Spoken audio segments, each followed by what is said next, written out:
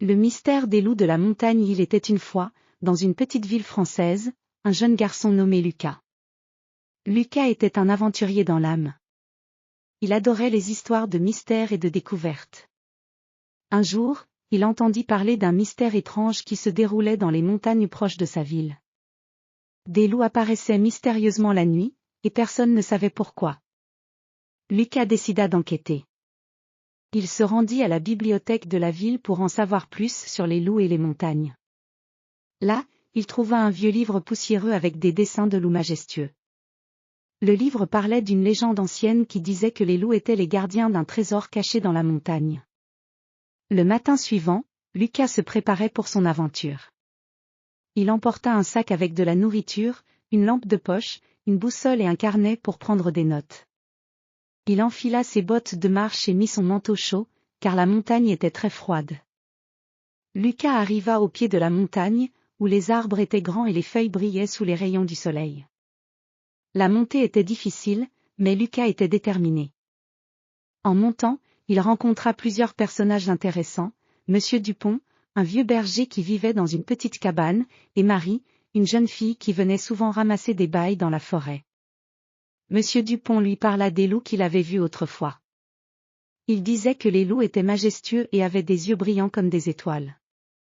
Marie, quant à elle, lui raconta une histoire sur un vieux trésor caché dans les grottes de la montagne.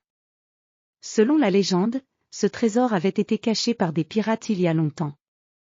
Lucas continua son ascension, en écoutant les bruits de la forêt. Les branches craquaient sous ses pieds et les oiseaux chantaient joyeusement. Il arriva bientôt à une clairière où il découvrit une vieille carte accrochée à un arbre. La carte semblait indiquer l'emplacement d'un trésor caché. En suivant les indications de la carte, Lucas entra dans une grotte sombre et fraîche. Il utilisait sa lampe de poche pour éclairer le chemin. À l'intérieur de la grotte, il trouva des inscriptions anciennes sur les murs. Elles parlaient de la protection des loups et de leur rôle en tant que gardiens du trésor. Soudain, il entendit un bruit derrière lui. Il se retourna et vit un loup majestueux, avec un pelage blanc comme la neige et des yeux d'un bleu profond. Le loup semblait calme et serein. Lucas, bien que surpris, ne ressentit aucune peur. Il se souvenait des histoires de Monsieur Dupont et savait que les loups pouvaient être des créatures sages et protectrices. Le loup s'approcha de Lucas et se coucha devant lui, comme s'il voulait lui montrer quelque chose. Lucas suivit le loup jusqu'à un recoin de la grotte où se trouvait un coffre ancien. Le coffre était couvert de poussière et de toiles d'araignée, mais il semblait très précieux.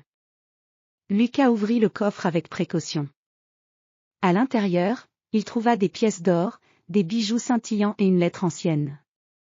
La lettre expliquait que le trésor avait été caché pour protéger la forêt et les montagnes.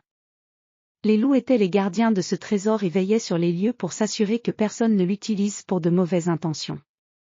Lucas prit la lettre et retourna au village.